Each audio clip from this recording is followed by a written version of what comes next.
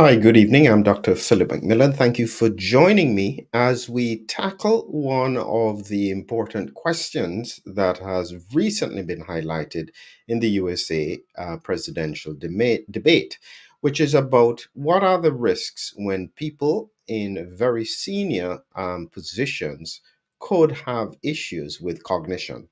And now, although I have the title here, Dementia in Power, the reality is that for most people, they won't have dementia, but they will have mild cognitive impairment. And I'm going to be discussing that as well.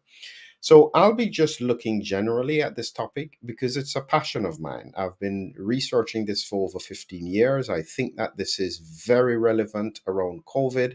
And this is part of what I want people to be aware of. So I'd previously put a whole presentation together with regards to this dementia and COVID, and looking at really what I think is happening and how significant it is. Please, if you're interested, join. It's been significantly reduced in price, and so it's for serious people. And I was looking at basically the characteristics of dementia, what it's about, and the links to atrophy and so on, and the links to COVID and technically spike autoimmunity.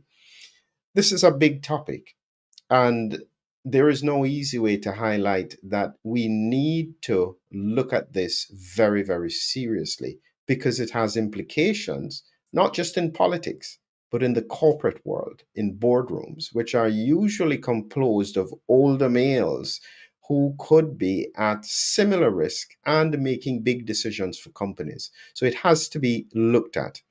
Before I start, again, I'd like to encourage everyone to join us in this journey. This is our Vision Med newsletter, and you can just click on the link in the description below. This week, we're focusing here on Alzheimer's. It may be coincidental, but it's relevant.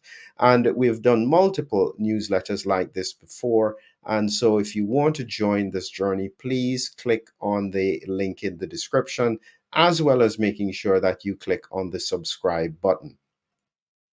So let's get back to this issue about what are the risks of dementia in power. And I'm going to have to play a short clip because I think that this is very relevant. And it's not to, how do I say this? This is serious stuff.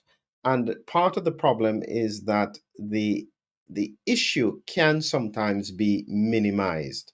And so what I'm going to do is I'm going to play a short clip from this debate, and then I'll discuss some of the implications for that.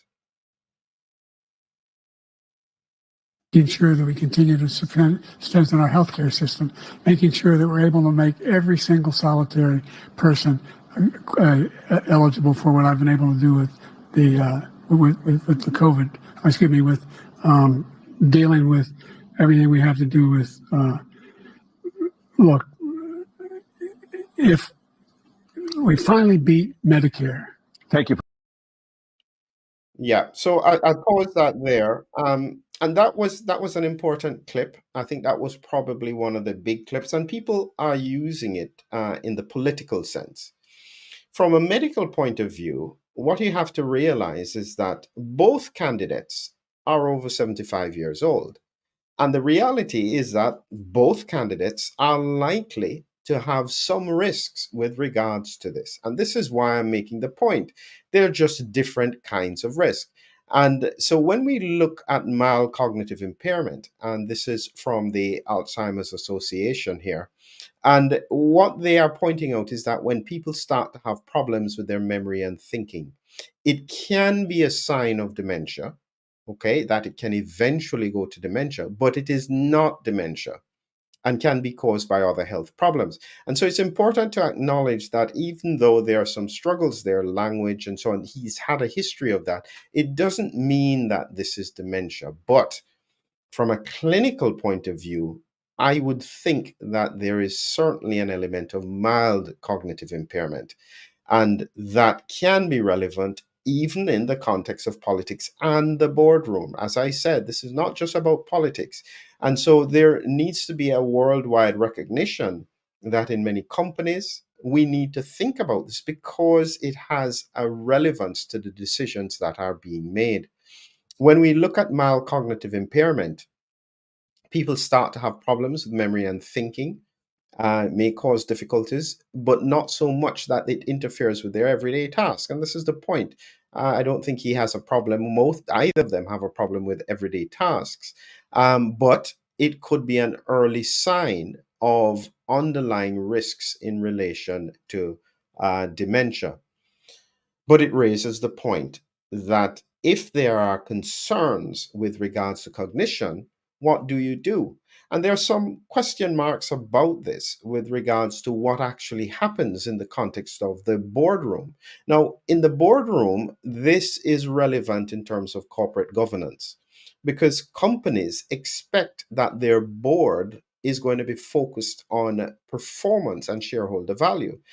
If members of the board of a company, especially big companies, have even mild cognitive impairment, it may impact their decisions, and this is something that I have seen, not personally, but I've discussed with colleagues who have struggled with that, where maybe the chairman of a board of a health company is struggling with cognitive issues, and they can know this at the board level, but it may be very difficult to get that person out of the position because of their role. So it's very significant, and it's not necessarily easy to do, especially sometimes where older members of a board are in positions of significant power. They may be the previous owner, they have been on the board for 30 or 40 years. How do you get them off the board if you are concerned about cognitive impairment? The difficulty I have with what has happened around this election in the USA, and this is visible to the whole world, I am worried that this is going to damage the very important attention that needs to go on dementia. All I can advise people is that based on the research and my predictions around spike autoimmunity, this is going to very seriously escalate in the next few years. It has already started, but it is really going to ramp up. And so we need solutions. That's part of the reason why I haven't yet fully focused back on dementia, because a lot of my research prior to the pandemic would need to be reassessed to try and figure out how does COVID fit in this picture. And just to give you a few examples from my presentation, this course that I'd done, I was here looking at a number of points. One of them here being about the issue about what happens in terms of COVID-19. And you can see here, I'm looking at brain microclots, increased amyloid accumulation, leaky blood-brain barrier, prion formation. This is a big one that isn't fully acknowledged, but is likely to be very relevant in the context of abnormal proteins being made. So these are some of the issues that need to be addressed. It needs to be tied into the common causes of dementia, and so we know what they are, with Alzheimer's being the most common, vascular dementia less common but very significant.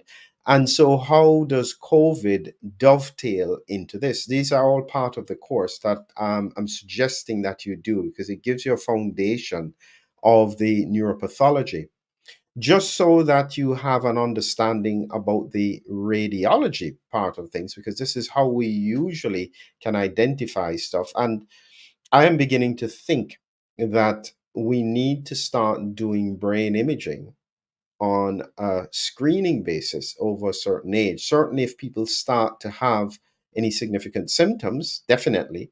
But in truth, the brain atrophy that we can oftentimes see can predate the symptoms by easily 10 to 15 years. And so part of the question that I've always said is that we wait too long.